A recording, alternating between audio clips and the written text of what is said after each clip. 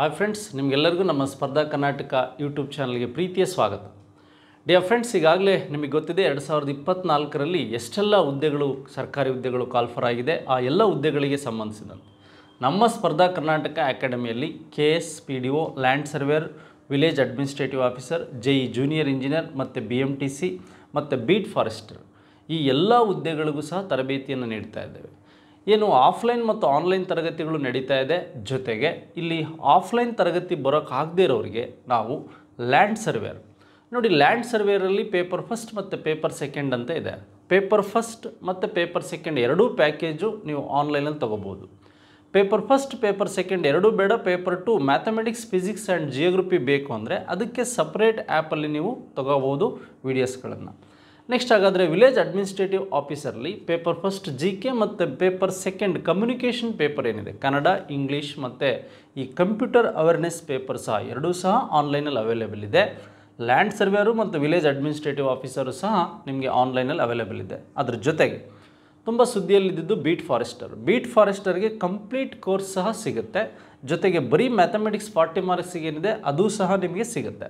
ಹಾಗಾಗಿ ಇಷ್ಟು ಕೋರ್ಸ್ಗಳಿಗೆ ನೀವು ಆಫ್ಲೈನ್ ತರಗತಿ ಸ್ಪರ್ಧಾ ಕರ್ನಾಟಕ ಅಕಾಡೆಮಿಯಲ್ಲಿ ನಡೀತಾ ಇದೆ. ಮತ್ತು ಯಾರು ಆಫ್ಲೈನ್ ಬರೋದಕ್ಕಾಗಲ್ವೋ ಅವರು ನೀವು ಏನು ಆನ್ಲೈನನ್ನು ತೊಗೋಬೋದು. ಫಿಸಿಕಲ್ ಸ್ಟಾರ್ಟ್ ಆದಮೇಲೆ ಬೀಟ್ ಫಾರೆಸ್ಟರಿಗೆ ನಾವು ಆಫ್ಲೈನನ್ನು ಸ್ಟಾರ್ಟ್ ಮಾಡ್ತೀವಿ. ಈಗಾಗಲೇ ಒಂದು ಬ್ಯಾಚ್ ಮುಗಿದೋಗಿದೆ. ಹಾಗಾಗಿ ಯಾರಿಗೆ ಅವಶ್ಯಕತೆ ಇದೆ ಅವರು ಬಂದು ಇಲ್ಲೇ ಆಫ್ಲೈನನ್ನು ತೊಗೋಬೋದು.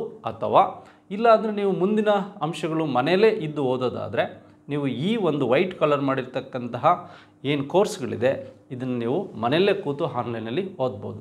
ಡಿಯರ್ ಫ್ರೆಂಡ್ಸ್, ಹಾಗಾದರೆ ಈ ಜನರಲ್ ಸ್ಟಡೀಸ್ ಅಂತಕ್ಕಂಥದ್ದು ಇಷ್ಟೆಲ್ಲ ಎಕ್ಸಾಮ್ಗಳಿಗೆ ಬರತಕ್ಕಂಥ ಒಂದು ಸ್ಟ್ಯಾಟಿಕ್ GK ಮೇಲೆ ನಿಮಗೆ KPSC ಇರ್ಬೋದು. ಲೈಕ್ ದಿಸ್ ಈಗ ನಿಮಗೆ KPSC ಅವರು ಕಾಲ್ ಮಾಡಿದ್ದಾರೆ, ಕರ್ನಾಟಕ ಎಕ್ಸಾಮಿನೇಷನ್ ಅಥಾರಿಟಿ ಅವರು ಸಹ ಕಾಲ್ ಮಾಡಿದ್ದಾರೆ.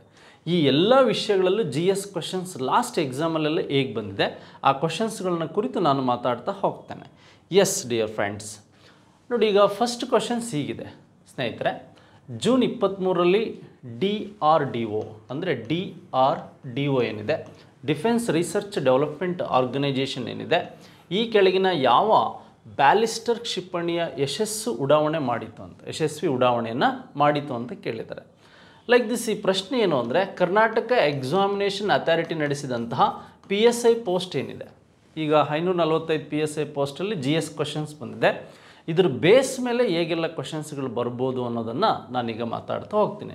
ಲೈಕ್ ದಿಸ್ ನಿಮಗೆ ಫಸ್ಟು DRDO ಬಗ್ಗೆ ಗೊತ್ತಿರಬೇಕು. DRDO ನಿಮಗೆಲ್ಲ ಗೊತ್ತಿದೆ ನೋಡಿ, ಡಿಫೆನ್ಸ್ ರಿಸರ್ಚ್ ಡೆವಲಪ್ಮೆಂಟ್ ಆರ್ಗನೈಜೇಷನ್ಸ್ ಏನಿದೆ, ಈ ಒಂದು DRDO ಇದು ಎಸ್ಟಾಬ್ಲಿಷ್ಮೆಂಟ್ ಆಗಿದ್ದು 1958ಅಲ್ಲಿ ಎಸ್ಟಾಬ್ಲಿಷ್ಮೆಂಟ್ ಆಯಿತು. ದೆಹಲಿ ಇಲ್ಲಿ ಕೇಂದ್ರ ಕಚೇರಿ ಇದೆ ಅಂತ ನೋಡಿ. ದೆಹಲಿಯಲ್ಲಿ ಕೇಂದ್ರ ಕಚೇರಿ ಇರ್ತಕ್ಕಂಥ DRDOದ ಮುಖ್ಯ ಕೆಲಸಗಳು ಏನು ಅಂದರೆ, ವಿಶೇಷವಾಗಿ ನಾವು ಮಾತಾಡೋದಾದರೆ ಈ ವಾಯುಪಡೆಗೆ, ನೌಕಾಪಡೆಗೆ ಮತ್ತು ಇದಕ್ಕೆ ಬೇಕಾದಂಥ ಸೇನಾಪಡೆಗೆ ಬಂದಂತಹ ಒಂದು ಇನ್ಸ್ಟ್ರುಮೆಂಟ್, ಮಿಸೈಲ್ಸ್ಗಳನ್ನು, ಮೆಟೀರಿಯಲ್ಸ್ಗಳನ್ನು, ಸೇನಾ ವಸ್ತುಗಳನ್ನು ಸಿದ್ಧಪಡಿಸೋದು ಅಥವಾ ಡೆವಲಪ್ಮೆಂಟ್ ಮಾಡೋದು ಇದರ ಮುಖ್ಯ ಕೆಲಸ, DRDO ಅಂತ ಕರಿತೀವಿ.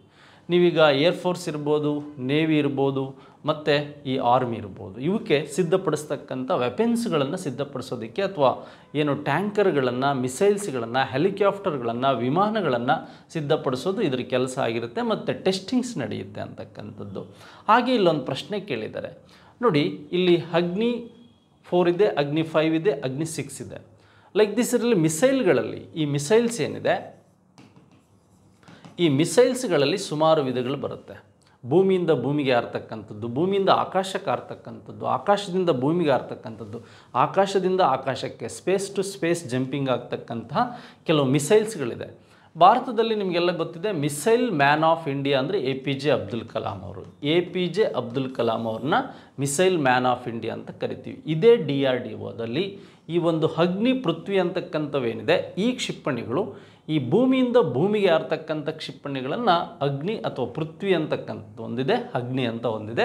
ಈಗ ಇಲ್ಲಿ ಕೇಳಿರ್ತಕ್ಕಂಥ ಪ್ರಶ್ನೆ ಅಗ್ನಿಗೆ ಸಂಬಂಧಿಸಿದಂತೆ. ನಿಮಗೆಲ್ಲ ಗೊತ್ತಿದೆ, DRDOದಲ್ಲಿ APJ ಅಬ್ದುಲ್ ಕಲಾಂ ಅಂತಕ್ಕಂತಹ ಒಡಿಸ್ಸಾದ ಒಂದು ವಿಹಿಲಾರ್ ದ್ವೀಪದಲ್ಲಿರ್ತಕ್ಕಂಥ ಟೆಸ್ಟಿಂಗ್ ಸೆಂಟರಲ್ಲಿ ಅಗ್ನಿ ಪ್ರೇಮ್ ಅಂತಕ್ಕಂಥದ್ದನ್ನು 2023 ಈ ಜೂನ್ 7ನೇ ತಾರೀಕು ಏನಾಯಿತು, ಟೆಸ್ಟಿಂಗ್ ಆಯಿತು ಅಂತ. 7-8ನೇ ತಾರೀಕಲ್ಲಿ ಟೆಸ್ಟಿಂಗ್ ಆದಂಥದ್ದು ಯಾವುದು ಅಂದರೆ ಅಗ್ನಿ ಪ್ರೇಮ್ ಅಂತ. ಅಗ್ನಿ ಪ್ರೇಮ್ ಅಂತ. ಹಾಗಾಗಿ ಪೃಥ್ವಿ ಮತ್ತು ಅಗ್ನಿಗೆ ಸಂಬಂಧಿಸಿದಂತೆ ಆಕಾಶ ಬರುತ್ತೆ, ಇನ್ನು ಬೇರೆ ಏನು ನಿಮಗೆ ತೇಜಸ್ಸು ಬರುತ್ತೆ, ಹೆಲಿಕಾಪ್ಟರ್ಗೆ ಮತ್ತು ವಿಮಾನಗಳಿಗೆ ಸಂಬಂಧಿಸಿದಂತೆ ಬೇರೆ ಬೇರೆ ವಿಧಾನದಲ್ಲಿ ತ್ರಿಶೂಲ್ ಬರ್ಬೋದು. ಹಾಗೆ ಟ್ಯಾಂಕರ್ಗಳು ಈ ಟ್ಯಾಂಕರ್ಗಳ ಬಗ್ಗೆ ಕೇಳ್ತಾನೆ. ಈ ರೀತಿಯಾದಂಥ ಪ್ರಶ್ನೆಗಳನ್ನು DRDOದಲ್ಲಿ ನೀವು ಚೆನ್ನಾಗಿ ಓದಿರಬೇಕು. APJ ಅಬ್ದುಲ್ ಅಂದರೆ ಟೆಸ್ಟಿಂಗ್ ಸೆಂಟರ್ DRDOದಲ್ಲಿದೆ ಅಂದರೆ ಒಡಿಸ್ಸಾದ ವಿಹಿಲಾರ್ ದ್ವೀಪದಲ್ಲಿರ್ತಕ್ಕಂತಹ ಒಂದು ಟೆಸ್ಟಿಂಗ್ ಸೆಂಟರ್ ಇದಾಗಿದೆ. DRDOದ ಒಂದು ರಿಮೋಟಿಂಗ್ ಟೆಸ್ಟಿಂಗ್ ಸೆಂಟರು ಸಹ ಕಾವಲನ್ ಅಂತಕ್ಕಂಥ ಚಳ್ಳಕೆರೆ, ಚಿತ್ರದುರ್ಗ ಜಿಲ್ಲೆಯ ಚಳ್ಳಕೆರೆ ತಾಲೂಕಲ್ಲೂ ಸಹ ಒಂದು ಟೆಸ್ಟಿಂಗ್ ಸೆಂಟರ್ ಇದೆ ಅಂತಕ್ಕಂಥದ್ದು ನಿಮಗೆ ಗೊತ್ತಿರಬೇಕು. DRDOದಲ್ಲಿ ಈಗ ಸಮೀರ್ ವಿ ಕಾಮತ್ ಅಂತಕ್ಕಂಥವರು ಚೇರ್ಪರ್ಸನ್ ಇದ್ದಾರೆ. ಸಮೀರ್ ವಿ ಕಾಮತ್ ಚೇರ್ಪರ್ಸನ್ ಇದ್ದಾರೆ. ಇದರ ಬೇಸ್ ಮೇಲೆ DRDO ಮತ್ತೆ ಹೆಚ್ಚಿನದಾಗಿ ನೀವು ಓದ್ಕೋಬೇಕು, ಕ್ವಶನ್ಸ್ಗಳು ಬರ್ಬೋದು ಸ್ನೇಹಿತರೆ. ಹಾಗಾದರೆ ಇದು ಕರ್ನಾಟಕ ಎಕ್ಸಾಮಿನೇಷನ್ ಅಥಾರಿಟಿಯಲ್ಲಿ ಸ್ವಲ್ಪ ಹೋಲ್ಡ್ ಕ್ವಶನ್ಸ್ ಕೇಳಿದ್ದಾನೆ, ಆಮೇಲೆ ಡೈರೆಕ್ಟ್ ಕ್ವಶನ್ಸ್ ಕೇಳಿದ್ದಾನೆ. ಸ್ಪೇಸ್ ಟೆಕ್ನಾಲಜಿ GS ಕವರ್ ಮಾಡೋದ್ರಲ್ಲಿ ಹೆಚ್ಚು ಪ್ರಶ್ನೆಗಳನ್ನು ಕೇಳ್ತಾ ಹೋಗಿದ್ದಾನೆ. ಅದಾದಮೇಲೆ ಈ ಕೆಳಗಿನ ಯಾವ ಸ್ಥಳದಲ್ಲಿ 2023ನೇ ಸಾಲಿನಲ್ಲಿ G7 ಅಂತಕ್ಕಂಥ ಸಭೆ ಜರುಗಿತು ಅಂತ ಕೇಳಿದ್ದಾನೆ. ನೋಡಿ, ನಿಮಗೆಲ್ಲ ನಾನು ಕ್ಲಾಸ್ಗಳಲ್ಲಿ ಹೇಳ್ತಾ ಇದ್ದೀನಿ, G4 ಇರ್ಬೋದು, ಹಾಗೆ G7 ಇರ್ಬೋದು, ಹಾಗೆ G20 ಇರ್ಬೋದು, ಅಥವಾ ನಿಮಗೆ ಈ ಒಂದು ಬ್ರಿಕ್ಸ್ ಇರ್ಬೋದು ಮತ್ತು ಏಸಿಯಾನ್ ಇರ್ಬೋದು. ಈ 5 ಹೆಡ್ ಕ್ವಾರ್ಟರ್ಸ್ಗಳನ್ನು ಜಾಸ್ತಿ ಕೇಳ್ತಾನೆ ಅಥವಾ ಸಮ್ಮೇಳನಗಳನ್ನು ಜಾಸ್ತಿ ಕೇಳ್ತಾನೆ. ಅದು ಬಿಟ್ಟರೆ ನಿಮಗೆ UNFCC ಅಂತಕ್ಕಂಥದ್ದೇನಿದೆ, ಈ 6ರಲ್ಲಿ ಆಲ್ಮೋಸ್ಟ್ ಈಗ ಲಾಸ್ಟ್ 2-3 ಇಯರ್ಸಿಂದ ಈ ಒಂದು ಏರಿಯಾಗಳಲ್ಲಿ ಹೆಚ್ಚು ಪ್ರಶ್ನೆಗಳನ್ನು ಕೇಳ್ತಿರೋದು. ಅದು ಯಾವುದಕ್ಕೆ ಸಂಬಂಧಿಸಿದಂತೆ ಅಂದರೆ ನಿಮಗೆ ಸಮ್ಮಿಟ್ಗಳಿಗೆ ಸಂಬಂಧಿಸಿದಂತೆ, ಸಮ್ಮೇಳನಗಳಿಗೆ ಸಂಬಂಧಿಸಿದಂತೆ. G4 ಅಂದರೆ ಗೊತ್ತಿದೆ ನಿಮಗೆ, ಗ್ರೂಪ್ ಆಫ್ 4 ಅಂತ. ವಿಶ್ವದಲ್ಲಿ ಅತ್ಯಂತ ಸವಾಲಾಗಿರ್ತಕ್ಕಂಥ ಪ್ರೆಸೆಂಟ್ ವರ್ಲ್ಡ್ ಚಾಲೆಂಜ್ಗಳನ್ನು ಶಾಂತಿಯುತವಾಗಿ ಒಂದು ಡಿಸೈಡ್ ಮಾಡ್ತಕ್ಕಂಥ ಜಪಾನ್ ಇರ್ಬೋದು, ಜರ್ಮನಿ ಇರ್ಬೋದು, ಬ್ರೆಜಿಲ್ ಇರ್ಬೋದು, ಇಂಡಿಯಾ G4 ಕಂಟ್ರೀಸ್ 2005ಇಂದ ವರ್ಕ್ ಮಾಡ್ತು. ಈ ಒಂದು ಉದ್ದೇಶವನ್ನು ಇಟ್ಕೊಂಡಿದೆ. ಭಾರತ ವಿಶ್ವಸಂಸ್ಥೆಯ ಕಾಯಂ ಸದಸ್ಯತ್ವ ಆಗೋದಕ್ಕೂ ಸಹ ಈ G4 ಕಂಟ್ರೀಸ್ಗಳ ಸದಸ್ಯ ರಾಷ್ಟ್ರಗಳು ರೆಕಮೆಂಡ್ ಮಾಡ್ತಾ ಇದೆ ಇಂಡಿಯಾವನ್ನು. ಲೈಕ್ ದಿಸ್ ನಮಗೆ ಇಲ್ಲಿ G20 ಆಗಾಗಲೇ ಕ್ವಶನ್ಸ್ ಬಂದ್ಬಿಡಿದೆ. 2023 ಇಂಡಿಯಾದಲ್ಲಿ ನಡೆದಿದ್ದು. ಅದರ ಥೀಮ್ ಬಗ್ಗೆ ಕೇಳಿದ್ದಾನೆ, ಏನು one family one earth one ಫ್ಯೂಚರಿಗೆ ಸಂಬಂಧಿಸಿದಂತೆ. ಈಗ G7 ಅಂದರೆ ಸ್ನೇಹಿತರೆ, G7 ಅಂದರೆ world industrial richest country group ಅಂತ ಕರಿತೀವಿ. G7ನಲ್ಲಿ ಭಾರತ ಇಲ್ಲ ಅಂತ ಗೊತ್ತಿರಬೇಕು. ಈ G7ನ ಸಭೆ ಎಲ್ಲಿ ನಡೀತು ಅಂತ ನೋಡಿ, ಜಪಾನ್ನಲ್ಲಿ ಒಸಾಕಾ, ನಾಗಸಾಕಿ, ಟೋಕಿಯೋ ಮತ್ತು ಹಿರೋಶಿಮಾ ಅಲ್ಲೇ ಸಿಟಿಗಳನ್ನು ಕೊಟ್ಬಿಟ್ಟಿದ್ದಾನೆ. ಈ ಅಂದರೆ 2ನೇ ಪ್ರಶ್ನೆಗೆ ಸರಿಯಾದ ಉತ್ತರ ಯಾವುದು ಅಂದರೆ ಈ ಹಿರೋಶಿಮಾ ಅಂತಕ್ಕಂಥದ್ದು. ಹಾಗಾದರೆ ಈ ಒಂದು G7 ನೆಕ್ಸ್ಟ್ ಸಮ್ಮೇಳನ 50ನೇ G7 ಸಮ್ಮೇಳನ ಎಲ್ಲಿ ನಡೆಯುತ್ತೆ ಅಂದರೆ ಇಟಲಿ ದೇಶದಲ್ಲಿ ನಡೆಯುತ್ತೆ. ಇಟಲಿ ದೇಶದಲ್ಲಿ ಪುಗ್ಲಿ ಅಂತಕ್ಕಂಥ ಪ್ಲೇಸಲ್ಲಿ, ಪುಂಗ್ಲಿ ಅಂತಕ್ಕಂಥ ಸಿಟಿಲಿ ನಡೀತದೆ ಅಂತಕ್ಕಂಥದ್ದು ಗೊತ್ತಿರಬೇಕು. 2024ಕ್ಕೆ G7 ನೆಕ್ಸ್ಟ್ ಈ ಕ್ವಶನ್ಸ್ ಕೇಳ್ಬೋದು. ಈ G23 ಅಂದರೆ G7 23 ನಡೆದಿರ್ತಕ್ಕಂಥದ್ದು. ಹಾಗಾದರೆ ನಿಮಗೆ G20 ಅಂದರೆ ವಿಶ್ವದಲ್ಲಿ ಅಭಿವೃದ್ಧಿ ಹೊಂದಿದ ಮತ್ತು ಹೊಂದುತ್ತಿರುವ ದೇಶಗಳ ಗುಂಪು ಅಂತಕ್ಕಂಥದ್ದು. ಇದರಲ್ಲಿ ಭಾರತ ಇದೆ. ಬ್ರಿಕ್ಸಲ್ಲಿ ಭಾರತ ಇದೆ. ಆಸಿಯಾನ್ ಪ್ಲಸ್ 6 ಕಂಟ್ರೀಸಲ್ಲಿ ಏನಿದೆ, ಭಾರತ ಎಕನಾಮಿಕ್ಸ್ ಕಂಟ್ರೀಸಲ್ಲಿದೆ. UNFCC ಅಂದರೆ ಈಗ COP28 ದುಬೈಯಲ್ಲಿ ನಡೆದಿದ್ರ ಬಗ್ಗೆ ಕ್ವಶನ್ಸ್ ಬಂದಿದೆ, ಅಥವಾ ನೆಕ್ಸ್ಟ್ ಎಲ್ಲಿ ನಡೆಯುತ್ತೆ ಅಂತ ಕ್ವಶನ್ಸ್ ಬರ್ಬೋದು. ಇಂಟರ್ನ್ಯಾಷನಲ್ ಆರ್ಗನೈಜೇಷನ್ಸಲ್ಲಿ ಸಮ್ಮಿಟ್ಗಳು ಆಲ್ಮೋಸ್ಟ್ ಇಷ್ಟು 6 ಸಂಸ್ಥೆಗಳ ಮೇಲೆ ಹೆಚ್ಚು ಪ್ರಶ್ನೆಗಳು ಬರ್ಬೋದು. ನೆಕ್ಸ್ಟ್ ಸಮ್ಮಿಟ್ ಎಲ್ಲಿ ನಡೀತೆ ಅಂದರೆ 2024ಕ್ಕೆ ಇಟಲಿ ಪುಂಗ್ಲಿ ಅಂತಕ್ಕಂಥ ಪ್ಲೇಸಲ್ಲಿ ನಡೀಬೋದು ಸ್ನೇಹಿತರೆ. ನೆಕ್ಸ್ಟು ಮತ್ತೆ ಕೇಳಿದ ನೋಡಿ, ಇತ್ತೀಚೆಗೆ COP, ಇದು ತುಂಬ ಸಲ ಈ ವರ್ಷ ಹೈಯೆಸ್ಟ್ ರಿಪೀಟ್ ಆಗಿರೋ ಪ್ರಶ್ನೆ, ಒಂದು 3 to 4 ಟೈಮ್ ಬಂದಿರತಕ್ಕಂಥ ಪ್ರಶ್ನೆ.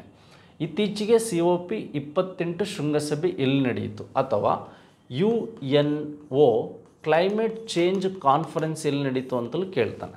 UNO ಕ್ಲೈಮೇಟ್ ಚೇಂಜ್ ಕಾನ್ಫರೆನ್ಸ್ ಎಲ್ಲಿ ನಡೀತು ಅಂತ ಕೇಳ್ತಾನೆ.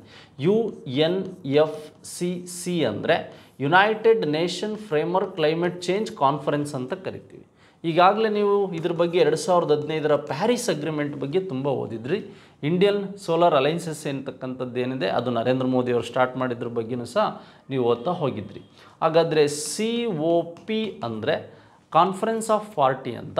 ಇದು 28ನೇದು 2023ರಲ್ಲಿ ಎಲ್ಲಿ ನಡೀತು ಅಂತಕ್ಕಂಥದ್ದು UAEನಲ್ಲಿ ನಡೀತು, ಯುನೈಟೆಡ್ ಅರಬ್ ಎಮಿರೇಟ್ಸಲ್ಲಿ, ದುಬೈಯಲ್ಲಿ.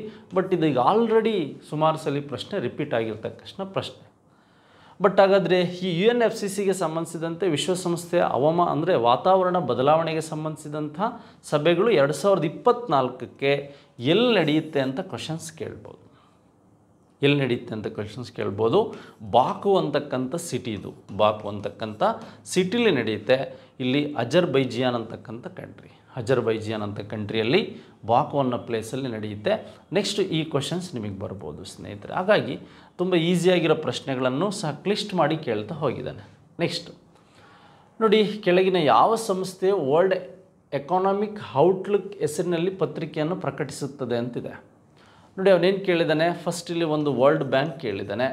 ನೆಕ್ಸ್ಟ್ ನಿಮಗೆ ವರ್ಲ್ಡ್ ಎಕನಾಮಿಕ್ಕಿಗೆ ಸಂಬಂಧಿಸಿದಂತೆ ಒಂದು ವೇದಿಕೆಯನ್ನು ಕೇಳಿದ್ದಾನೆ.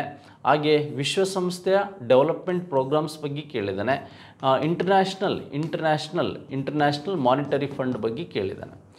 ನೋಡಿ ನಿಮಗೆ ವಿಶ್ವಸಂಸ್ಥೆಯಲ್ಲಿರ್ತಕ್ಕಂತಹ ಒಂದು ಅಂಗಸಂಸ್ಥೆಗಳಲ್ಲಿ IMF ಮತ್ತು IBRD.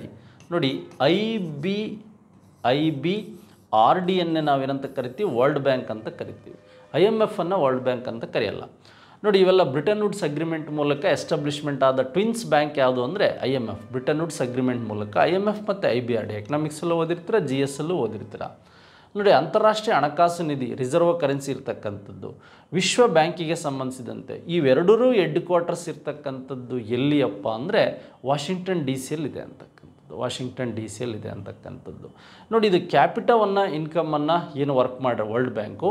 ಆದರೆ ಈ IMF ಏನಿದೆ, ವರ್ಲ್ಡ್ ಎಕನಾಮಿಕ್ ಔಟ್ಲುಕ್ ಅನ್ನತಕ್ಕಂಥದ್ದನ್ನು ಏನು ಮಾಡುತ್ತೆ, ಮೆಜರ್ಮೆಂಟ್ ಮಾಡ್ತಕ್ಕಂಥದ್ದು ಇಂಟರ್ನ್ಯಾಷನಲ್ ಮಾನಿಟರಿ ಫಂಡ್. ಅಂದರೆ 4ನೇ ಪ್ರಶ್ನೆಗೆ ಫಸ್ಟ್ ಆಪ್ಷನ್ ಸರಿಯಾದ ಉತ್ತರ. ಫಸ್ಟ್ ಆಪ್ಷನ್ಸ್ ಏನಿದೆ ಅದು ಸರಿಯಾದ ಉತ್ತರ ಅಂತಕ್ಕಂಥದ್ದು ಗೊತ್ತಿರಬೇಕು. IMF ಮತ್ತು ವರ್ಲ್ಡ್ ಬ್ಯಾಂಕ್ ಬಗ್ಗೆ ಹೆಡ್ ಕ್ವಾರ್ಟರ್ಸ್ ಮೇಲೆ ಹೆಚ್ಚು ಪ್ರಶ್ನೆಗಳು ರಿಪೀಟ್ ಆಗುತ್ತೆ. ಅಥವಾ ಈಗ ಈ ಅಜಯ್ ಬಂಗಾ ಅಂತಕ್ಕಂಥವ್ರು ವಿಶ್ವ ಬ್ಯಾಂಕಿನ ಒಬ್ಬ ಭಾರತೀಯ ಮೂಲದ ವ್ಯಕ್ತಿ ಏನು ಅಧ್ಯಕ್ಷ ಆಗಿದ್ದಾನೆ ಅಥವಾ ಇದರ ಚೇರ್ಪರ್ಸನ್ ಆಗಿದ್ದಾನೆ, ಅವ್ರ ಮೇಲೆ ಕ್ವಶನ್ಸ್ಗಳು ಬರುತ್ತೆ. ಅಜಯ್ ಬಂಗಾ ಅವ್ರ ಬಗ್ಗೆ ಕ್ವಶನ್ಸ್ ಬರ್ಬೋದು ಸ್ನೇಹಿತರೆ. ನೆಕ್ಸ್ಟ್ ಅದಾದಮೇಲೆ ವಿಶ್ವಕಪ್ ಹಾಕಿ ಟೂರ್ನಿಮೆಂಟ್ 2023ರಲ್ಲಿ ಭಾರತದ ಸ್ಥಾನವೇನು? ಸ್ವಲ್ಪ ಕ್ಲಿಷ್ಟಕರವಾದಂಥ ಪ್ರಶ್ನೆ ಕೇಳಿದ್ದಾರೆ. 2023ರ ಒಂದು ಹಾಕಿ ಟೂರ್ನಮೆಂಟ್ ಎಲ್ಲಿ ನಡೀತು ಅಂದರೆ ಈ ಭುವನೇಶ್ವರದಲ್ಲಿ ನಡೀತು. ಭಾರತದ ಭುವನೇಶ್ವರ ಏನಿದೆ, ಭುವನೇಶ್ವರ್ನಲ್ಲಿ ನಡೀತು. ಹಾಗಾದರೆ ಇದು ಇಂಡಿಯಾದಲ್ಲಿ ನಡೆದಂಥದ್ದು ಎಲ್ಲಿ ಅಂದರೆ ಜನವರಿ 13, 23ರಲ್ಲಿ ನಡೀತು. 2023 ಅಂತ ಕೇಳಿದ್ದಾರೆ, 2023 ಅಂತ ಕೇಳಿದ್ದಾರೆ. ಬಟ್ ಬೇರೆ ಬೇರೆ ಟೈಟಲ್ ಏನಿದೆ ಅಂತಕ್ಕಂಥದ್ದು ನೋಡೋಣ. ನೆಕ್ಸ್ಟ್ ಹಾಗಾದರೆ ಇದು ನಡೆದಂಥದ್ದು ಎಲ್ಲಿ? ಕಲಿಂಗ ಸ್ಟೇಡಿಯಂ ಅಂದರೆ ಒಡಿಸ್ಸಾದಲ್ಲಿ ನಡೀತು. ಫಸ್ಟ್ ಚಾಂಪಿಯನ್, ಫಸ್ಟ್ ರ್ಯಾಂಕ್ ಗೆದ್ದಂಥದ್ದು ಯಾರು ಅಂದರೆ ಜರ್ಮನಿ ಅಂತಕ್ಕಂಥದ್ದು ನಿಮಗೆ ಗೊತ್ತಾಗಬೇಕು. ಗೆದ್ದಂಥ ದೇಶ ಯಾವುದು ಅಂದರೆ first place Germany. Runner up, ಸೋತಂಥ ದೇಶ ಎರಡನೇದು ಯಾವುದು ಅಂದರೆ ಬೆಲ್ಜಿಯಂ ಅಂತಕ್ಕಂಥದ್ದು ಗೊತ್ತಿರಬೇಕು. ಹಾಗಾದರೆ 3ನೇ ಸ್ಥಾನದಲ್ಲಿ ಯಾವುದಿದೆ ಅಂದರೆ ನೆದರ್ಲ್ಯಾಂಡ್ಸ್ ಅಂತಕ್ಕಂಥದ್ದು ಇದೆ. ನೆದರ್ಲ್ಯಾಂಡ್, ಬೆಲ್ಜಿಯಂ ಮತ್ತು ಇಲ್ಲಿಗೆ ಸಂಬಂಧಿಸಿದಂತೆ ಜರ್ಮನಿ. ಈ 3 ಕಂಟ್ರಿಗಳಿಗೆ ಸಂಬಂಧಿಸಿದಂತೆ ಇಲ್ಲೇನೂ ಪ್ರಶ್ನೆಗಳನ್ನ ಕೇಳ್ತಾ ಹೋಗಿದ್ದಾರೆ. ಬಟ್ ಇಂಡಿಯನ್ ರ್ಯಾಂಕನ್ನು ಕೇಳಿದ್ದಾರೆ. ಇಂಡಿಯನ್ ರ್ಯಾಂಕ್ ಹಾಕಿಯಲ್ಲಿ ಆದಂಥ ಒಂದು ವಿಶೇಷ ಆಟದಲ್ಲಿ ಭಾರತೀಯ ರ್ಯಾಂಕು ತುಂಬ ಕಡಿಮೆ ಇತ್ತು ಈ ಸಲ. ಯಾವುದು ಅಂದರೆ 9ನೇ ರ್ಯಾಂಕಲ್ಲಿ ಭಾರತ ಇತ್ತು ಅಂತಕ್ಕಂಥದ್ದು ನಿಮಗೆ ಗೊತ್ತಿರಬೇಕಂದ್ರೆ. ಏನು ರ್ಯಾಂಕ್ ಅನ್ನೋದಕ್ಕಿಂತ ಅವನೇನು ಹೇಳಿದಾನಂದರೆ ಸ್ಥಾನ, ಪ್ಲೇಸ್. ರ್ಯಾಂಕಲ್ಲಿ ಜಾಸ್ತಿ ಇರ್ಬೋದು. ವರ್ಲ್ಡ್ ಹಾಕಿಯಲ್ಲಿ 4th 5th ರ್ಯಾಂಕಲ್ಲಿ ಇಂಡಿಯಾ ಇರ್ಬೋದು. ಬಟ್ 2023ರ ಟೂರ್ನಿಮೆಂಟಲ್ಲಿ ಅಂತ ಕೇಳಿದಾಗ 9th ಪ್ಲೇಸಲ್ಲಿದೆ ಅಂತಕ್ಕಂಥದ್ದು ಗೊತ್ತಿರಬೇಕು. ಸ್ಥಾನದಲ್ಲಿ 9th ಪ್ಲೇಸಲ್ಲಿದೆ ಅಂತಕ್ಕಂಥದ್ದು ನಿಮಗೆ ಗೊತ್ತಾಗಬೇಕಾದಂಥ ವಿಚಾರ. ಎಸ್, ಹಾಗಾದರೆ ನಿಮಗೆ ಗೊತ್ತಾಯಿತು ಇಂಡಿಯಾದಲ್ಲೇ ನಡೆದಿದ್ದು ಅಂತ. ಎಸ್, 1967ರಲ್ಲಿ ಕುವೆಂಪು ಅವರು ಈ ಕೆಳಗಿನ ಯಾವ ಕೃತಿಗೆ ಜ್ಞಾನಪೀಠ ಪ್ರಶಸ್ತಿಯನ್ನು ದೊರಕಿತು? ಲಿಟ್ರೇಚರ್ ಬಗ್ಗೆ ಕ್ವಶನ್ಸ್ ಕೇಳಿದ್ದಾನೆ. ನೋಡಿ ಇಲ್ಲಿ ಮಲೆಗಳಲ್ಲಿ ಮದುಮಗಳು, ಕಾನೂರು ಸುಬ್ಬಮ್ಮ ಹೆಗ್ಗಡತಿ ಅಥವಾ ಕಾನೂರು ಹೆಗ್ಗಡತಿ ಮತ್ತು ಶ್ರೀರಾಮಾಯಣ ದರ್ಶನಂ ಮತ್ತು ಅಗ್ನಿ ಅಂಶ, ಈ 4 ಯಾರ್ದು ಅಂದರೆ ಕುವೆಂಪು ಅವ್ರದ್ದು ಕೃತಿಗಳು. ಇವು 4 ಕುವೆಂಪು ಅವ್ರದ್ದು ಕೃತಿಗಳು. ನೋಡಿ ಜ್ಞಾನಪೀಠ ಪ್ರಶಸ್ತಿಗೆ ಸಂಬಂಧಿಸಿದಂತೆ ನಾನು ಕ್ವಶನ್ಸ್ ನಿಮಗೆ ಹೇಳಿದ್ದೀನಿ. 1967 ಮತ್ತು 1955 ಕೇಂದ್ರ ಸಾಹಿತ್ಯ ಅಕಾಡೆಮಿ ಪ್ರಶಸ್ತಿ ಮತ್ತು ಜ್ಞಾನಪೀಠ ಪ್ರಶಸ್ತಿ ಇವೆರಡೂ ಸಹ ಕುವೆಂಪು ಅವರಿಗೆ ಲಭಿಸಿದ್ದು ಯಾವ ಕೃತಿಗೆ ಅಂದರೆ ಶ್ರೀರಾಮಾಯಣ ದರ್ಶನಂ ಕೃತಿಗೆ ಅಂತಕ್ಕಂಥದ್ದು ಗೊತ್ತಿರಬೇಕು. ಶ್ರೀರಾಮಾಯಣ ದರ್ಶನಂ ಕೃತಿಗೆ ಅಂತಕ್ಕಂಥದ್ದು. ಹಾಗೆ 87ರಲ್ಲಿ ಪಂಪ ಪ್ರಶಸ್ತಿಯನ್ನು ಫಸ್ಟ್ ಪಡೆದ ಕನ್ನಡಿಗನು ಸಹ ಕುವೆಂಪೆ. ಹಾಗೆ 1991 ಮತ್ತು 92ನೇ ಸಾಲಿನಲ್ಲಿ ಕರ್ನಾಟಕ ರತ್ನ ಪ್ರಶಸ್ತಿಯನ್ನು ಡಾಕ್ಟರ್ ರಾಜ್ಕುಮಾರ್ ಮತ್ತು ಕುವೆಂಪು ಅವರಿಗೆ ನೀಡಲಾಯಿತು ಅಂತಕ್ಕಂಥದ್ದು ನಿಮಗೆ ಗೊತ್ತಿರಬೇಕು ಈ 4 ಪ್ರಶಸ್ತಿಗಳಿಗೆ ಸಂಬಂಧಿಸಿದಂತೆ. ನೆಕ್ಸ್ಟ್ ನಿಮಗೆ ಪ್ರಶ್ನೆ ಕೇಳಿದರೆ 1994ರಲ್ಲಿ, ಹಾಗೆ 1998ರಲ್ಲಿ, ಹಾಗೆ 2010ರಲ್ಲಿ ಪ್ರಶ್ನೆ ಕೇಳ್ಬೋದು. 1994ರಲ್ಲಿ ನಿಮಗೆ ಗೊತ್ತಿದೆ UR ಅನಂತಮೂರ್ತಿ ಅವರಿಗೆ ಸಿಕ್ತು ಜ್ಞಾನಪೀಠ ಪ್ರಶಸ್ತಿ. 98ರಲ್ಲಿ ಗಿರೀಶ್ ಕಾರ್ನಾಡ್ ಅವರಿಗೆ ಸಿಕ್ತು. ನೆಕ್ಸ್ಟು 2010ರಲ್ಲಿ ಚಂದ್ರಶೇಖರ್ ಕಂಬಾರ್ ಅವರಿಗೆ ಸಿಕ್ತು. ಚಂದ್ರಶೇಖರ್ ಕಂಬಾರ್ ಅವರಿಗೆ ಸಿಕ್ಕಂಥ ಪ್ರಶಸ್ತಿಗಳ ಬಗ್ಗೆ ನಿಮಗೆ ಗೊತ್ತಿರಬೇಕು. ನೋಡಿ, ಹಾಗಾದರೆ ನಮಗೆ ವಿಶೇಷವಾಗಿ ಇಲ್ಲಿ ಬೇರೆ ಬೇರೆ ವಿಧಾನದಲ್ಲಿ ಪ್ರಶ್ನೆಗಳು ಸಿಕ್ಕಿದ್ದು ಗೊತ್ತಾಯಿತು, ಉತ್ತರಗಳು ಸಿಕ್ಕಿದ್ದು ಗೊತ್ತಾಯಿತು. ಜ್ಞಾನಪೀಠ ಪ್ರಶಸ್ತಿ ಬಗ್ಗೆ ಇಷ್ಟು ಮಾಹಿತಿ ಇದೆ. ಹಾಗಾದರೆ ಮುಂದಿನ ವಿಡಿಯೋದಲ್ಲಿ PILನೊಂದಿಗೆ ಸಂಬಂಧ ಹೊಂದಿರುವ ಒಂದು ಇತ್ತೀಚೆಗೆ ಇರ್ತಕ್ಕಂಥ ಒಂದು ವಿಶೇಷ ಅಂದರೆ ಫಾದರ್ ಆಫ್ PIL ಅಂತ ಕರೀತಾರೆ. ನಿಮಗೆ ಅದರ ಪದದ ಬಗ್ಗೆ ಗೊತ್ತಿರಬೇಕು. ಪಬ್ಲಿಕ್ ಇಂಟ್ರೆಸ್ಟ್ ಲಿಟಿಗೇಷನ್ ಅಂತಕ್ಕಂಥದ್ದೇನಿದೆ PIL ಅಂತಕ್ಕಂಥದ್ದು ನೆಕ್ಸ್ಟ್ ಕೇಳ್ಬೋದು. ಇದರ ಒಂದು ಫಾದರ್ ಅಂತ ಯಾರು ಕರೀತಾರೆ ಅಂತಕ್ಕಂಥ ಪ್ರಶ್ನೆ ನಿಮಗೆ ಕೇಳೋದಾದರೆ ಜಸ್ಟಿಸ್ ಭಗವತಿ ಅಂತ. ಇವರು ಇದಕ್ಕೆ ಶ್ರಮಿಸಿದ್ದಕ್ಕಾಗಿ ಜಸ್ಟಿಸ್ ಭಗವತಿ ಅವರನ್ನು ಈ ಒಂದು PILನ ಫಾದರ್ ಅಂತ ಕರೀತಾರೆ. PIL ಅಂದರೆ ಪಬ್ಲಿಕ್ ಇಂಟ್ರೆಸ್ಟ್ ಲಿಟಿಗೇಷನ್ ಅಂತ ಗೊತ್ತಿರಬೇಕು. ಪಬ್ಲಿಕ್ ಇಂಟ್ರೆಸ್ಟ್ ಲಿಟಿಗೇಷನ್ ಅಂತ ಗೊತ್ತಿರಬೇಕು. ನೆಕ್ಸ್ಟ್ ಇದೊಂದು ಹೋಲ್ಡ್ ಕ್ವೆಶನ್ಸ್ ಕೇಳಿದ್ದಾನೆ ನೋಡಿ. 2015 ಮಂತ್ ಆಫ್ ಜೂನಲ್ಲಿ ನಡೆದಂಥ ಅಥವಾ ಜನವರಿಯಲ್ಲಿ ನಡೆದಂಥ ಒಂದು ಪ್ರೋಗ್ರೆಸ್ ಇದು. ಹೃದಯ್ ಅಂತಕ್ಕಂಥದ್ದನ್ನು ವಿಸ್ತರಿಸಿ ಬರೀರಿ ಅಂತಕ್ಕಂಥದ್ದು. ನೋಡಿ, ಅಲ್ಲಿ ಹೃದಯ್ ಅಂತಕ್ಕಂಥದ್ದು ಹೆರಿಟೇಜ್ ಸಿಟಿ ಡೆವಲಪ್ಮೆಂಟ್ ಆಗ್ಮೆಂಟೇಷನ್ ಯೋಜನೆ ಅಂತ. ಹೆರಿಟೇಜ್ ಸಿಟಿ ಡೆವಲಪ್ಮೆಂಟ್ ಆಗ್ಮೆಂಟೇಷನ್ ಯೋಜನೆ ಅಂತಕ್ಕಂಥದ್ದು ಏನಿದೆ ಈ ಒಂದು ಪ್ರೋಗ್ರೆಸ್ ಅಂತಕ್ಕಂಥದ್ದನ್ನು ನೋಡ್ಬೋದು ಅಂತಕ್ಕಂಥದ್ದು. ಹೆರಿಟೇಜ್ ಸಿಟಿ ನೋಡಿ, ಪಾರಂಪರಿಕ ನಗರಗಳು ಅಂತ ಕನ್ನಡದಲ್ಲಿ ನಾವು ಬರಿಬೋದು. ಈ ಪಾರಂಪರಿಕ ಒಂದು ನಗರಗಳ ಅಭಿವೃದ್ಧಿ ಅಂತಕ್ಕಂಥದ್ದು ನಿಮಗೆ ಗೊತ್ತಿರಬೇಕು. ಪಾರಂಪರಿಕ ನಗರಗಳ ಅಭಿವೃದ್ಧಿ ಅಂದರೆ ವಿಶೇಷವಾಗಿ 2015ರಲ್ಲಿ ನರೇಂದ್ರ ಮೋದಿಯವರು ಒಂದು ಭಾರತದಲ್ಲಿರ್ತಕ್ಕಂತಹ ಸುಮಾರು 12 ಐತಿಹಾಸಿಕವಾದಂತಹ ನಗರಗಳ ಅಭಿವೃದ್ಧಿಗೆ ಮುಂದಾದರು. ಇದ್ರ ಮೇಲೆ ಮತ್ತೊಂದು ಕ್ವೆಶನ್ಸ್ ನಮಗೆ KS ಲೆವೆಲಿಗೆ ಬಂದದ್ದು ಯಾವುದು ಅಂದರೆ ಲಾಸ್ಟ್ 20ಯಲ್ಲಿ ಈಗ ಐತಿಹಾಸಿಕ ನಗರಗಳನ್ನು ಹೃದಯ್ ಪ್ರೋಗ್ರಾಮಲ್ಲಿ ಎಷ್ಟು ಸಿಟೀಸನ್ನು ಇಡೀ ಇಂಡಿಯಾದಲ್ಲಿ ಸೆಲೆಕ್ಟ್ ಮಾಡಿದ್ರು ಅಂದರೆ 12 ಸಿಟೀಸ್, 12 ಸ್ಥಳಗಳನ್ನು ಸೆಲೆಕ್ಟ್ ಮಾಡಿದರು. ಆ 12 ಸ್ಥಳಗಳಲ್ಲಿ ಭಾರತದಲ್ಲಿದ್ದಂಥದ್ದು ಯಾವುದು ಅಂದರೆ ಬಾದಾಮಿ ಅಂತಕ್ಕಂಥದ್ದು ನಿಮಗೆ ಗೊತ್ತಿರಬೇಕು. ಬಾದಾಮಿ ಸಿಟಿ ಬಾಗಲಕೋಟೆಯಲ್ಲಿರ್ತಕ್ಕಂಥ ಬಾದಾಮಿ ಸಿಟಿ ಇದಕ್ಕೆ ಸೆಲೆಕ್ಟ್ ಆಗಿ ಡೆವಲಪ್ ಆಯಿತು. ಸುಮಾರು 22 ಕೋಟಿಗಳಷ್ಟು ಹಣವನ್ನು ನೀಡಿ ಆ ಸಿಟಿ ಡೆವಲಪ್ಮೆಂಟ್ ಅಥವಾ ಈ ಒಂದು ಐತಿಹಾಸಿಕ ಪುರಾತತ್ವ ಇಲಾಖೆಗೆ ಸಂಬಂಧಿಸಿದಂಥ ಐತಿಹಾಸಿಕ ಸ್ಥಳಗಳ ಅಭಿವೃದ್ಧಿಗಾಗಿ ಏನಾಯಿತು ಈ ಹಣವನ್ನು ಇಟ್ಟರು ಅಂತಕ್ಕಂಥದ್ದು ಇದರ ಒಂದು ಅಬ್ರಿವೇಷನ್ಸನ್ನೇ ಕೇಳಿದ್ದಾರೆ. ಹಾಗೆ ರಾಜಸ್ಥಾನದ ಅಜ್ಮೀರ್ ಇರ್ಬೋದು, ಹಾಗೆ ತೆಲಂಗಾಣದ ವಾರಂಗಲ್ ಇರ್ಬೋದು, ಹಾಗೆ ಒಂದು ಕಾಂಚೀಪುರಂ ತಮಿಳುನಾಡು ಇರ್ಬೋದು. ಈ ಥರ ಸುಮಾರು 12 ಸಿಟಿಗಳು ಇದಕ್ಕೆ ಸೇರ್ಪಡೆ ಆಯಿತು. ನಮಗೆ ಇಂಪಾರ್ಟೆಂಟಾಗಿ ಕೇಳಿದರೆ ಕರ್ನಾಟಕದಲ್ಲಿ ಸೇರ್ಪಡೆ ಆದ ಸಿಟಿ ಯಾವುದು ಅಂದರೆ ಈ ಬಾದಾಮಿ ಅಂತಕ್ಕಂಥದ್ದು ನಿಮಗೆ ಗೊತ್ತಿರಬೇಕು. ಇದು ಒಂದು ಹೃದಯ್ ಪ್ರೋಗ್ರಾಮನ್ನು ಒಂದು ವಿಶೇಷತೆ. ನೆಕ್ಸ್ಟ್ ಮತ್ತೆ ಇದು ಮೋಸ್ಟ್ ರಿಪೀಟೆಡ್ ಕ್ವೆಶನ್ಸು. ವಿಶ್ವಸಂಸ್ಥೆ ಅಭಿವೃದ್ಧಿ ಕಾರ್ಯಕ್ರಮದ ವರದಿ ಅಂದರೆ UNDP ಅಂತ ಕರಿತೀವಿ, ಯುನೈಟೆಡ್ ನೇಷನ್ ಡೆವಲಪ್ಮೆಂಟ್ ಪ್ರೋಗ್ರಾಮ್ ಅಂತ. ಇದರ ಕೇಂದ್ರ ಕಚೇರಿ ಎಲ್ಲಿದೆ ಅಂದರೆ ನ್ಯೂಯಾರ್ಕಲ್ಲಿದೆ. ಕೇಂದ್ರ ಕಚೇರಿ ನ್ಯೂಯಾರ್ಕಲ್ಲಿದೆ. ನೋಡಿ, ಈ ಹ್ಯೂಮನ್ ಡೆವಲಪ್ಮೆಂಟ್ ಇಂಡೆಕ್ಸನ್ನು ನಾವು ಎಜುಕೇಷನ್ ಇರ್ಬೋದು, ಹೆಲ್ತ್ ಇರ್ಬೋದು, ಮತ್ತು ಅವರ ಒಂದು ಲೈಫ್ ಎಕ್ಸ್ಪೆಕ್ಟೇಷನ್ ಇರ್ಬೋದು, ಜೀವನ ಗುಣಮಟ್ಟ ಇರ್ಬೋದು, ಇವೆಲ್ಲವನ್ನು ಕುರಿತು ಏನು ಮಾಡ್ತೀವಿ ಅಂದರೆ standard of living, life expectation ಅಂದರೆ ಜೀವನ ಆಯುಷ್ಯ, ಸ್ಟ್ಯಾಂಡರ್ಡ್ ಆಫ್ ಲಿವಿಂಗ್ ಅಂದರೆ ಗುಣಮಟ್ಟ, ಈ 3 ಅಂಶಗಳನ್ನು ಮೆಜರ್ಮೆಂಟ್ ಮಾಡಿ ಈ ಹ್ಯೂಮನ್ ಡೆವಲಪ್ಮೆಂಟ್ ಇಂಡೆಕ್ಸನ್ನು ನಾವು ಹೇಳ್ತೀವಿ ಅಂತಕ್ಕಂಥದ್ದು. ಈ ಹ್ಯೂಮನ್ ಡೆವಲಪ್ಮೆಂಟ್ ಇಂಡೆಕ್ಸಲ್ಲಿ ಭಾರತ 2021 ಮತ್ತು 2022ನೇ ಸಾಲಿನಲ್ಲಿ ಎಷ್ಟನೇ ಸ್ಥಾನದಲ್ಲಿದೆ ಅಂತಕ್ಕಂಥದ್ದನ್ನು ನಾವಿಲ್ಲಿ ನೋಡ್ಬೋದು. 132. ಇದು ಸಹ ರಿಪೀಟ್ ಆಗಿರ್ತಕ್ಕಂಥ ಪ್ರಶ್ನೆ. ಹಾಗೆ ಈ ಬಾರಿ ಏನಾಗಿದೆ, ಕರ್ನಾಟಕದಲ್ಲೂ ಸಹ ಹ್ಯೂಮನ್ ಡೆವಲಪ್ಮೆಂಟ್ ಇಂಡೆಕ್ಸ್ ಮೆಜರ್ಮೆಂಟನ್ನು ಮಾಡೋದಕ್ಕೆ ಪ್ರಯತ್ನ ಪಟ್ಟಿದ್ದಾರೆ. ಮಂಗಳೂರು ಮತ್ತು ಬೆಂಗಳೂರು ದಕ್ಷಿಣ ಹೈಯೆಸ್ಟ್ ಹ್ಯೂಮನ್ ಡೆವಲಪ್ಮೆಂಟ್ ಇಂಡೆಕ್ಸನ್ನು ಕರ್ನಾಟಕದಲ್ಲಿ ಹೊಂದಿರತಕ್ಕಂತಹ ಜಿಲ್ಲೆಗಳು ಅನ್ನೋದು ನಿಮಗೆ ಗೊತ್ತಿರಬೇಕು. ಇದೇ ರೀತಿಯಾದಂಥ ಹ್ಯೂಮನ್ ಡೆವಲಪ್ಮೆಂಟ್ ಇಂಡೆಕ್ಸು ಕರ್ನಾಟಕ ಸ್ಟೇಟಲ್ಲಿ ಫಸ್ಟ್ ಟೈಮ್ ಏನಾಗಿದೆ ಮೆಜರ್ಮೆಂಟ್ ಆಗಿದೆ ಅಂತ.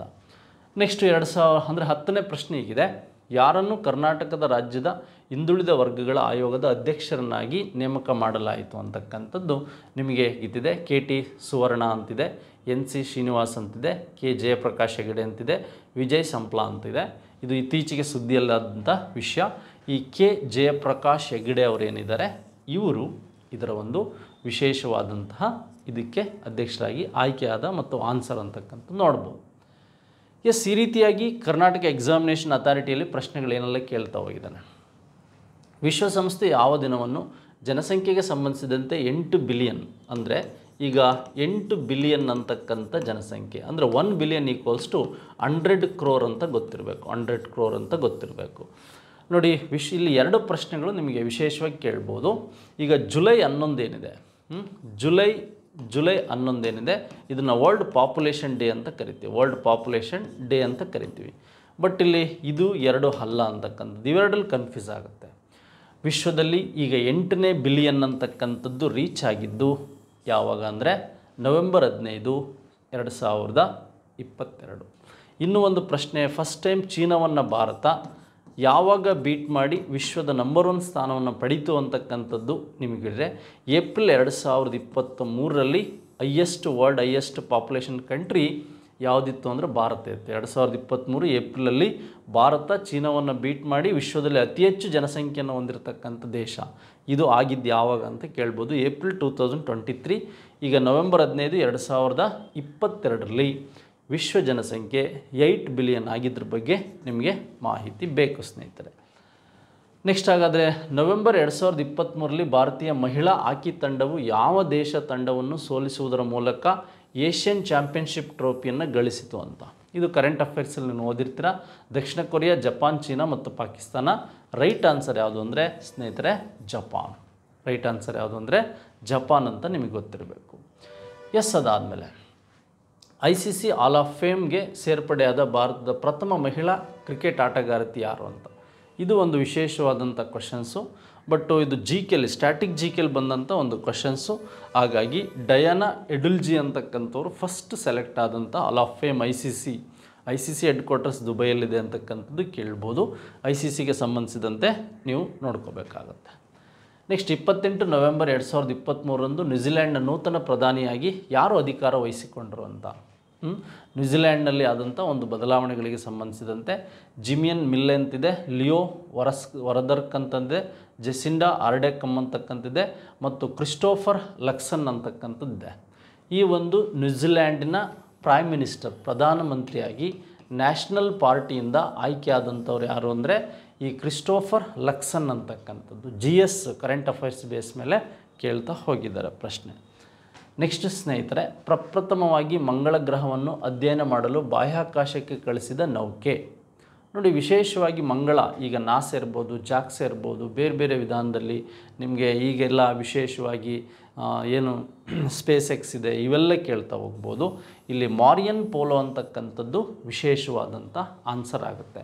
ಬಟ್ ಇಲ್ಲಿ ನಮಗೆ ಕ್ವಶನ್ಸ್ ಬೇರೆ ರೀತಿಯಲ್ಲಿ ಬಂದರೆ ಭಾರತದಿಂದ ಕಳಿಸಿದಂಥದ್ದು ನಾವು ಮಾಮ್ ಅಂತಕ್ಕಂಥದ್ದು ಗೊತ್ತಿರಬೇಕು. ಮಾರ್ಸ್ ಆರ್ಬಿಟರ್ ಮಿಷನ್ 2013 ನವೆಂಬರ್ 5ನೇ ತಾರೀಕು ಕಳಿಸಿದ್ವಿ.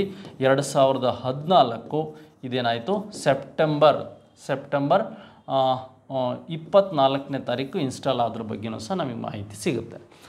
ಎಸ್, ಹೀಗಾದರೆ ಮಾರ್ಸ್ ಆರ್ಬಿಟರ್ ಮಿಷನ್ ಏನು ಮಾಡ್ತು ಮಂಗಳ ಗ್ರಹಕ್ಕೆ, ಮಂಗಳಯಾನಕ್ಕೆ ಮಾರ್ಸ್ ಆರ್ಬಿಟರ್ ಮಿಷನ್ ಅಂತಕ್ಕಂಥದ್ದು ಕಕ್ಷೆಯಲ್ಲಿ ಹೋಗಿ ಏನೆಲ್ಲ ವರ್ಕ್ ಮಾಡ್ತು ಅದ್ರ ಬಗ್ಗೆ ಆವಾಗ ನಮಗೆ ಪ್ರಶ್ನೆಗಳು ಬರ್ತಾ ಇತ್ತು. ಲಾಸ್ಟು ನಾಸಾದ್ದು ಯಾವುದು ಅಧ್ಯಯನ ಮಾಡ್ತಾಯಿದೆ ಅಂತ ಕ್ವಶನ್ಸ್ ಕೇಳಿದ್ದ. ಬಟ್ ಇದು ಕಾಮನ್ನಾಗಿ ಚಂದ್ರಯಾನ 3 ಉಡಾಯಿಸಿದ ದಿನಾಂಕ ಅಂತ ಕೇಳಿದ್ರೆ ಇಲ್ಲಿ ಲಾಂಚಿಂಗ್ ಡೇಟು ಮತ್ತು ಅದು ಲ್ಯಾಂಡರ್ ಮತ್ತು ರೋವರ್ ಆಗಿ ವಿಕ್ರಮ್ ಪ್ರಜ್ಞಾ ಬಗ್ಗೆನೂ 2 ಪ್ರಶ್ನೆ ಇಲ್ಲಿ ಕನ್ಫ್ಯೂಸ್ ಆಗ್ಬೋದು. ಈಗ ಜುಲೈ 23 ತಪ್ಪಾಗಿದೆ, ಆಗಸ್ಟ್ 14 ತಪ್ಪಾಗಿದೆ. ವಿಶೇಷವಾಗಿ ಪ್ರಶ್ನೆ ಕೇಳೋದಾದರೆ ನೋಡಿ, ಈಗ ಜುಲೈ 14 ಇದನ್ನು ಸತೀಶ್ ಧವನ್ ಅಥವಾ ಶ್ರೀಹರಿಕೋಟದಿಂದ ಲಾಂಚ್ ಮಾಡಿದಂಥದ್ದು, ಉಡಾಯಿಸಿದಂಥದ್ದು ಲಾಂಚಿಂಗ್ ಡೇಟ್ ಇದು. ಅದು ಹೋಗಿ ಇನ್ಸ್ಟಾಲ್ ಆಗಿ ಇಳಿದಿದ್ದು ಚಂದ್ರಯಾನದ ಮೇಲೆ ಯಾವಾಗ ಅಂದರೆ ಆಗಸ್ಟ್ 23, 2023. ಇದನ್ನು ನ್ಯಾಷನಲ್ ಸ್ಪೇಸ್ ಡೇ ಅಂತ ನಾವು ಆಚರಣೆ ಮಾಡ್ತಾಯಿದ್ದೀವಿ ಅಂತ ಗೊತ್ತಿರಬೇಕು. ಈಗ ಆಲ್ರೆಡಿ 2 ಕ್ವಶನ್ಸ್ ಬಂದಿದೆ. ಮತ್ತು ಕ್ರಮವಾಗಿ ಲ್ಯಾಂಡರ್ ರೋವರ್ ಹೆಸರುಗಳನ್ನು ಬರೀರಿ ಅಂತ ಕೊಟ್ಟಿದ್ದರು. ಲ್ಯಾಂಡರ್ ವಿಕ್ರಾಂತ್ ಮತ್ತು ರೋವರಿಗೆ ಸಂಬಂಧಿಸಿದಂತೆ ಪ್ರಜ್ಞಾಗೆ ಸಂಬಂಧಿಸಿದಂಥ ಪ್ರಶ್ನೆಗಳನ್ನು ಕೇಳಿದ್ದಾರೆ ಆಲ್ರೆಡಿ. ನೆಕ್ಸ್ಟ್ ಒಂದು easy question, state bank of ಇಂಡಿಯಾದ ಕೇಂದ್ರ ಕಚೇರಿ ಇರುವುದು ಈ ಥರನೂ ಕೇಳಿದರೆ ಮುಂಬೈಯಲ್ಲಿದೆ. ಎಲ್ಲಿದೆ ಅಂದರೆ ಮುಂಬೈಯಲ್ಲಿ ಇದೆ ಅಂತಕ್ಕಂಥ ನೋಡ್ಬೋದು. ನೆಕ್ಸ್ಟ್, ವಿಶೇಷ ಒಲಿಂಪಿಕ್ಸ್ ಕ್ರೀಡೆಗಳು 2023ರಲ್ಲಿ ಭಾರತೀಯ ಒಟ್ಟು ಪದಕಗಳನ್ನು ಗೆದ್ದಿದ್ದು ಕರೆಂಟ್ ಅಫೇರ್ಸಲ್ಲಿ ಎಷ್ಟು ಅಂದರೆ 202 ಅಂತಕ್ಕಂಥದ್ದು ಸ್ನೇಹಿತರೆ ನಿಮಗೆ ಗೊತ್ತಿದೆ.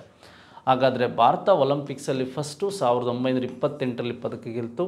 ಹಾಗೆ KD ಜಾಧವ್ ಅವರು ಫಸ್ಟ್ ಇಂಡಿವಿಜುವಲ್ ಪದಕವನ್ನು ಗೆದ್ದಿದ್ದು. ಇದುವರೆಗೆ ಭಾರತ 35 ಪದಕಗಳನ್ನು ಒಲಿಂಪಿಕ್ಸಲ್ಲಿ ಗೆದ್ದಿರ್ತಕ್ಕಂಥದ್ದು ನಿಮಗೆ ಗೊತ್ತಿರಬೇಕು. ಗೋಲ್ಡಲ್ಲಿ 10 ಪದಕಗಳನ್ನು ಗೆದ್ದಿದೆ, ಹಾಗೆ ಸಿಲ್ವರಲ್ಲಿ 9 ಪದಕಗಳನ್ನು ಗೆದ್ದಿದೆ, ಹಾಗೆ ಬ್ರೌನ್ಸಲ್ಲಿ 16 ಪದಕಗಳನ್ನು ಗೆದ್ದಿದೆ. ಒಟ್ಟು ಭಾರತ ಒಲಿಂಪಿಕ್ಸಲ್ಲಿ ಹೇಳ್ತಾರೆ, ಅದು ನಾನು ವಿಶೇಷ ಒಲಿಂಪಿಕ್ಸ್ ಅಲ್ಲ, ಒಲಿಂಪಿಕ್ಸಲ್ಲಿ ಭಾರತ ಎಷ್ಟು ಗೆದ್ದಿದೆ ಅಂದರೆ 35 ಪದಕಗಳನ್ನು ಗೆದ್ದಿದೆ. 1928ರಲ್ಲಿ ಹಾಕಿ ಫೀಲ್ಡಲ್ಲಿ ಫಸ್ಟ್ ಗೋಲ್ಡನ್ನು ಗೆಲ್ತು. ಈ 10 ಗೋಲ್ಡಲ್ಲಿ 8 ಹಾಕಿ ಫೀಲ್ಡಲ್ಲಿದೆ. ಒಂದು ಅಭಿನವ ಬಿಂದ್ರಾ ಅವರು ಗೆದ್ದಿದ್ದು, ಇನ್ನೊಂದು ನಿಮಗೆ ನೀರಜ್ ಚೋಪ್ರಾ ಅವರು ಗೆದ್ದಂಥದ್ದು ನಿಮಗೆ ಗೊತ್ತಿರಬೇಕು. ಈ ಒಲಿಂಪಿಕ್ಸ್ ಬಗ್ಗೆನೂ ಸಹ ನೀವು ವಿಶೇಷವಾಗಿ ಮಾಹಿತಿಯನ್ನು ಪಡಿಬೇಕು ಮತ್ತು ಓದ್ಕೋಬೇಕಾಗುತ್ತೆ. ಇಷ್ಟು ಸ್ನೇಹಿತರೆ ನಿಮಗೆ ಗೊತ್ತಿರುವಂತೆ ನಾವು ಹೇಳ್ಬೋದು. ನೆಕ್ಸ್ಟು, ಅಂತಾರಾಷ್ಟ್ರೀಯ ಹುಲಿ ದಿವಸವನ್ನು ಡ್ಯಾಶ್ ಎಂದು ಆಚರಿಸಲಾಗುತ್ತದೆ. ನೋಡಿ, 19 ಜುಲೈ ಇದೆ, 29 ಜುಲೈ ಇದೆ, 9 ಜುಲೈ ಇದೆ, ಜುಲೈ 25 ಅಂತ ಇದೆ. ನೋಡಿ, ನಮಗೆ ವಿಶೇಷವಾಗಿ ಜುಲೈ 29, ಈಗ ಎಷ್ಟು ಟೈಗರ್ ಸೆನ್ಸಸ್ ಪ್ರಕಾರ ಎಷ್ಟು ಟೈಗರ್ ಇದೆ ಅದೆಲ್ಲ ಲಾಸ್ಟ್ ವಿಡಿಯೋದಲ್ಲಿ ಹೇಳಿದ್ದೀನಿ. July 29 right answer. ಸ್ನೇಹಿತರೆ, ನಿಮ್ಗೆ 12 ತಿಂಗಳಲ್ಲಿ ಹೆಚ್ಚಾಗಿ ಕ್ವಶನ್ಸ್ ಬಂದರೆ ನೀವು ಈ ಜೂನ್ 29 ಒಂದು ನೆನ್ಪಿಟ್ಕೊಳ್ಳಿ, ಜೂನ್ 29 ನೆನ್ಪಿಟ್ಕೋಬೇಕಾಗುತ್ತೆ. ನೆಕ್ಸ್ಟ್ ಅದೇ ರೀತಿ ನೀವು ಜುಲೈ 29 ನೆನ್ಪಿಟ್ಕೋಬೇಕಾಗುತ್ತೆ. ನೆಕ್ಸ್ಟು ಆಗಸ್ಟ್ 29 ನೆನ್ಪಿಟ್ಕೋಬೇಕಾಗುತ್ತೆ. ಹಾಗೆ ಡಿಸೆಂಬರ್ 29 ನೆನ್ಪಿಟ್ಕೋಬೇಕಾಗುತ್ತೆ. ನೋಡಿ, ಜೂನ್ 29 ವಿಶೇಷವಾಗಿ ಕ್ವಶನ್ಸ್ ಬಂದರೆ ನಾವು ಅವನಂತ ಕರಿತೀವಿ ನ್ಯಾಷನಲ್ ಸ್ಟ್ಯಾಟಿಸ್ಟಿಕಲ್ ಡೇ ಅಂತ ಕರಿತೀವಿ. ಹಾಗೆ ಜುಲೈ 29 ನಾವು ಈ ಒಂದು ಟೈಗರ್ಸ್ ಡೇ ಅಂತ ಕರಿತೀವಿ, international. August 29 national sports day ಅಂತ ಕರಿತೀವಿ, ಧ್ಯಾನ್ ಚಂದ್ ಅವರ ಬರ್ತ್ಡೇ. ಡಿಸೆಂಬರ್ 29 ನಾವು ವಿಶ್ವ ಮಾನವ ದಿವಸ ಅಂತ ಕರಿತೀವಿ, ವಿಶ್ವ ಮಾನವ ದಿವಸ ಅಂತ ಕರಿತೀವಿ. ನೋಡಿ, ಇಷ್ಟು ವಿಷಯಗಳಿಗೆ ಸಂಬಂಧಿಸಿದಂತೆ ನಾವು ಮಾತಾಡಿದ್ವಿ. ಹಾಗಾದರೆ ಮುಂದಿನ ದಿನಗಳಲ್ಲಿ, ಮುಂದಿನ ಬರುವಂಥ ಪರೀಕ್ಷೆಗಳಲ್ಲಿ ಇದೇ ರೀತಿಯಾಗಿ KA ಮತ್ತು KPSC ಪ್ರಶ್ನೆಗಳನ್ನು ನಾನು ಮುಂದೆ ಬಿಡಿಸ್ತಾ ಹೋಗ್ತೀನಿ. ಈ ವಿಡಿಯೋ ಇಷ್ಟ ಆಗಿದ್ರೆ ಇತರರಿಗೆ ಶೇರ್ ಮಾಡಿ ಅಂತ ಹೇಳ್ತಾ, ನಮ್ಮ ಸಂಸ್ಥೆಯಲ್ಲಿ ಆಫ್ಲೈನ್ ಮತ್ತು ಆನ್ಲೈನ್ ಇರತಕ್ಕಂತಹ ಒಂದು ಕೋರ್ಸ್ಗಳನ್ನು ಅತಿ ಹೆಚ್ಚು ಸಂಪನ್ಮೂಲ ವ್ಯಕ್ತಿಗಳು ಅಂದರೆ ಎಕ್ಸ್ಪೀರಿಯನ್ಸ್ಡ್ ಲೆಕ್ಚರ್ಸ್ಗಳು ಏನು ಮಾಡ್ತಾರೆ, ಟೀಚ್ ಮಾಡ್ತಾರೆ. ಇದನ್ನು ಸದುಪಯೋಗಪಡಿಸ್ಕೊಳ್ಳಿ. Thank you very much.